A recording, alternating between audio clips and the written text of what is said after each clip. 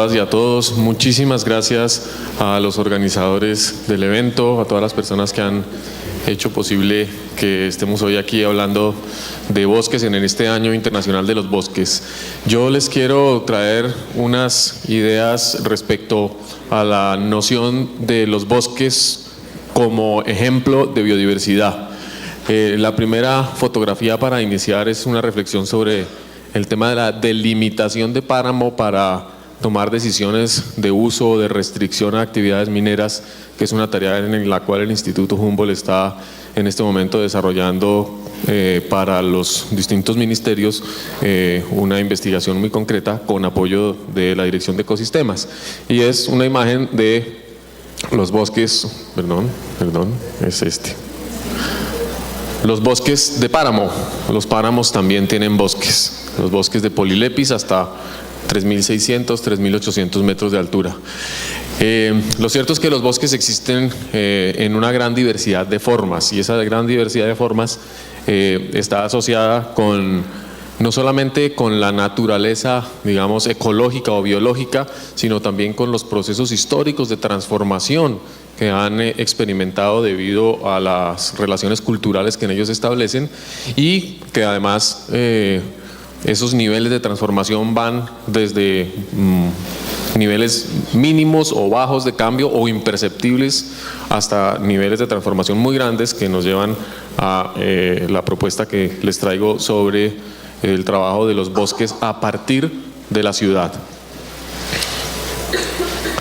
Los bosques en Colombia ocupan un poco más de 60 millones de hectáreas en este momento, y como decía hace un momento en una entrevista para la Universidad de Yale y sus indicadores, pues esto representa que somos uno de los países que mejor ha tratado los bosques en el mundo, porque tiene más del 50% de su cobertura continental bajo esta forma de expresión de la biodiversidad. Sin embargo, esta cifra está altamente asimétricamente distribuida en el país, dado que el Caribe y los Andes son regiones que han perdido más del 70-80% de su cobertura boscosa original. Aquí está la diversidad de bosques de Colombia extraída del mapa de ecosistemas de Colombia construido para el año 2007, simplemente es un referente obligatorio para poder hablar entonces de la gran cantidad de tipos de formaciones boscosas que tiene Colombia, sin contar, en ese mapa no están presentes los bosques que por la escala en que aparecen o por los niveles de transformación, digamos, no cumplen con los requisitos de la metodología.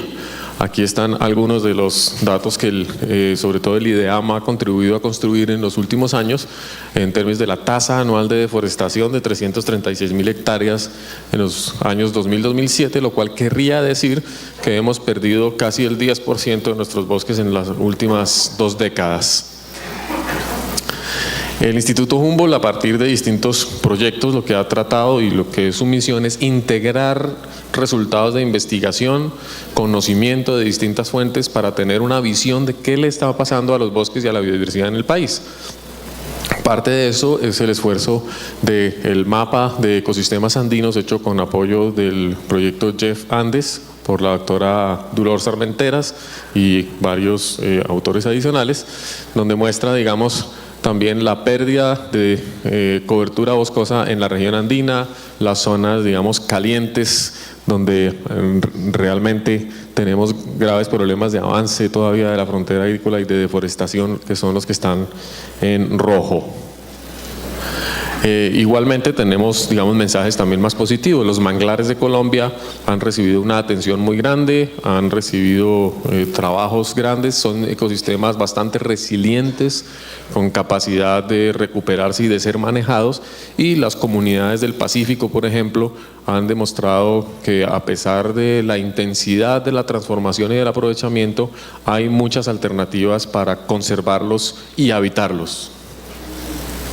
Bueno, y en términos, digamos, del papel que hace el Instituto Humboldt, nosotros tenemos la responsabilidad de proveer conocimiento acorde a los requerimientos de las autoridades ambientales, del SINA, y bajo los lineamientos de la Política Nacional de Biodiversidad, que hoy en día está a punto de adoptarse, que es la Política Nacional de Gestión Integral de Biodiversidad y Servicios Ecosistémicos. Entonces, en esos temas que aparecen ahí y que seguramente ustedes van a conocer muy pronto, es donde nosotros tenemos digamos, el deber de convocar a la comunidad científica y a todos los que producen conocimiento a contribuir a la resolución de los problemas de la biodiversidad. En ese sentido, nosotros tenemos entonces a cargo todo el tema de construcción y reporte de los indicadores del estado de la biodiversidad que se hacen bajo el esquema de estado, presión, respuesta, y ahí hay algunos de los elementos con que se está trabajando. Lo cierto es que tenemos muy poca noción real de cuál es el impacto que han tenido las medidas de conservación y manejo de la biodiversidad en los últimos 15 o 20 años, porque no hay suficiente información en general. No existe un sistema integrado y estable de indicadores, y eso es uno de los retos que el país tiene por delante. Estas son algunas de las publicaciones que todos los institutos tienen que hacer anualmente para reportar sobre el estado de la biodiversidad. Están colgadas en nuestra página web y contienen las estadísticas o datos más significativos sobre el estado de los bosques y la biodiversidad de cada año. Por ejemplo, los indicadores de riqueza de especies, que son indicadores que hablan es del grado de conocimiento que tenemos y que pues a medida que vamos investigando, y no el instituto sino todo el país, van siendo modificados paulatinamente. Pero también indicadores pues de cambio de las grandes coberturas naturales, los procesos de fragmentación, pérdida de integridad, que en muchos casos no son sencillos y requieren ecología de muy buena calidad. Algunas de las iniciativas institucionales, simplemente para mencionar lo que hace el instituto cotidianamente con todos sus socios, por ejemplo es el desarrollo del proyecto Jeff Andes, que terminó hace un par de años, 6 años de inversiones en acciones de conservación en la región andina, investigación sobre cambio climático y uso del suelo, con una beca de Colciencias, el tema de manejo de especies introducidas para Colombia y los riesgos. Próximamente saldrá publicado el plan de acción de especies invasoras para Colombia, y algo muy importante por el escenario en que estamos es la Estrategia Nacional para la Conservación de Plantas, que es una iniciativa que se desarrolla a cargo de la Red de Jardines Botánicos de Colombia. Todo esto realmente converge hacia probablemente lo que es la herramienta más importante para la toma de decisiones y donde estamos haciendo un esfuerzo muy grande, que es el sistema de información de biodiversidad o sobre biodiversidad, que hace un par de meses inauguró su portal interactivo. Los incito y los invito a que lo visiten, lo utilicen, le hagan preguntas y nos reporten en términos de si les parece útil o no, qué le faltaría, cómo mejorarlo. El sistema de información en este momento, y esto es simplemente el pantallazo de una de sus interfaces, es un sistema que carga toda la cartografía colombiana disponible, oficial, y sobre esta cartografía permite hacer múltiples consultas de carácter taxonómico, de carácter biogeográfico y próximamente sobre temas de uso, aprovechamiento y conocimiento de biodiversidad. Entonces, la dirección es larga aquí, pero si ustedes entran en la página web del Humboldt encuentran claramente las indicaciones. Pero un sistema de información pues realmente lo que requiere es poder reportar con cierta regularidad lo que le está pasando a la biodiversidad, y en ese sentido hay que complementarlo realmente con un sistema nacional de monitoreo de biodiversidad, un conjunto de observatorios o un observatorio, y esa es otra de las metas que tenemos para estos 4 años, para saber qué le está pasando al país. Eso se hace a través, por ejemplo, de la red de parcelas permanentes. En Colombia ya hay más de 400 parcelas permanentes. Aquí el Jardín Botánico y el doctor Cogollo son uno de nuestros principales asesores en ese tema. Y pues la idea es expandir el monitoreo a través de los socios del instituto, que son los que tienen la capacidad in situ de ir haciendo las cosas. También cosas que se hacen o que se hicieron en el pasado y que deben, digamos, servir para tomar decisiones de ordenamiento territorial en el país, es el tema de la restauración, la rehabilitación, la recuperación de las cualidades de los ecosistemas basadas en su biodiversidad y la recuperación de los servicios ecosistémicos asociada con esas funciones. Y en ese sentido aparece el tema de herramientas de manejo del paisaje, todo lo que es la implementación de corredores, cercos vivos, bosques dentro energéticos, etcétera, etcétera, que es como la alternativa tecnológica que ya, por ejemplo, se está utilizando en muchas partes del país dentro de las corporaciones. Con Antioquia está desarrollando en la región de Santa Elena y en las regiones circundantes del páramo de Belmira todo un proyecto de corredores y de restauración ecológica en ese sentido. Las comunidades locales obviamente son las que hacen gestión de biodiversidad, son las que cotidianamente toman decisiones. Colombia tiene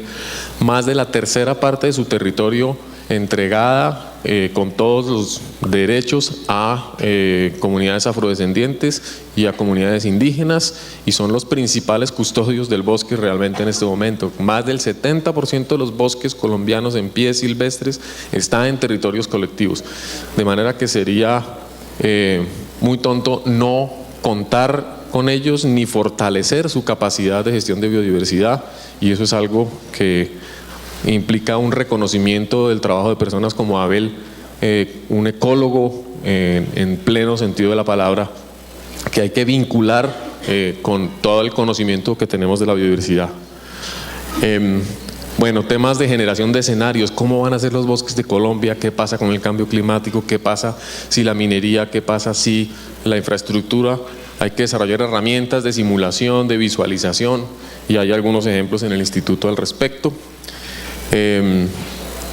es el proyecto Paro Andino, lo voy a dejar aparte, y concluyo con la idea central de que la importancia de la biodiversidad en los bosques realmente radica en los servicios ecosistémicos que estos nos prestan. Obviamente que podemos hacer una búsqueda de aprovechamiento de esos recursos de la biodiversidad, y ahí hay todo un esfuerzo por hacer, pero de los bosques depende nuestra vida, de los bosques depende el agua que nos tomamos, el agua que utilizamos en la industria, depende la capacidad depuradora de nuestros desechos, depende la polinización, depende la creación de suelo, el control de erosión. Yo creo que ustedes saben más de ello, pero realmente no hemos hecho clara conciencia de qué tipos de bosque, en qué circunstancias están prestando o no esos servicios ecosistémicos, si hay bosques que ya perdieron esa capacidad por haber sido sobreexplotados o transformados. Entonces este es un ejemplo que traía de la Fundación Natura, que hizo en el Corredor de Roble sobre servicios ecosistémicos. Lo pueden conseguir en la página web de ellos, y en este momento estamos trabajando concretamente en todo el tema de protocolos de restauración, en particular orientados al bosque seco, que es el más transformado en este país. Necesitamos recuperar ese bosque en el Caribe, en el Valle del Magdalena. El tema de estructuración ecológica del territorio, volver a poner los bosques donde deben estar, y pues celebrar el Año Internacional de los Bosques. Tenemos una agenda muy larga a la que los invito a consultar. Ayer el doctor Floriano Pastori también estaba acompañándonos en un ciclo de conferencias que va a durar hasta fin de año, y la página web la reporta. Y concluyo invitándolos a pensar en los bosques urbanos, cómo realmente la biodiversidad en los contextos urbanos y periurbanos es absolutamente importante en términos de nuestra conciencia ecológica, en términos de oportunidades de conservación y gestión de la biodiversidad, porque cuando vivimos en la ciudad tendemos a olvidar el impacto y la huella ecológica que tenemos sobre nuestro entorno, y siempre pensamos que el bosque está más allá, está allá lejos, y resulta que vivimos dentro del bosque aunque estemos en la ciudad. Obviamente decir eso en Medellín pareciera una perogrullada. No todas las ciudades tienen la fortuna que tienen aquí, pero hay que hacer un llamado de atención, digamos, para que desde la investigación, la pedagogía, podamos volver a sembrar el bosque desde las ciudades. Me pidieron que hablara de los recursos del instituto, lo hago con mucha felicidad. Somos, yo digo, como la casita de la Barbie. Tenemos 27 funciones estatutarias, tenemos una responsabilidad nacional, tenemos que hacer todas esas cosas de conservación, valoración, sistema de información, y para este año, a la fecha de antes de ayer, teníamos un presupuesto operativo de 13.800 millones de pesos. Puede ser mucho, puede ser poco, pero es importante que también nos ayuden a hacerle seguimiento, a que esa inversión sea transparente y funcione. En conclusión, los dejo con esas 5 cositas. Muchas gracias.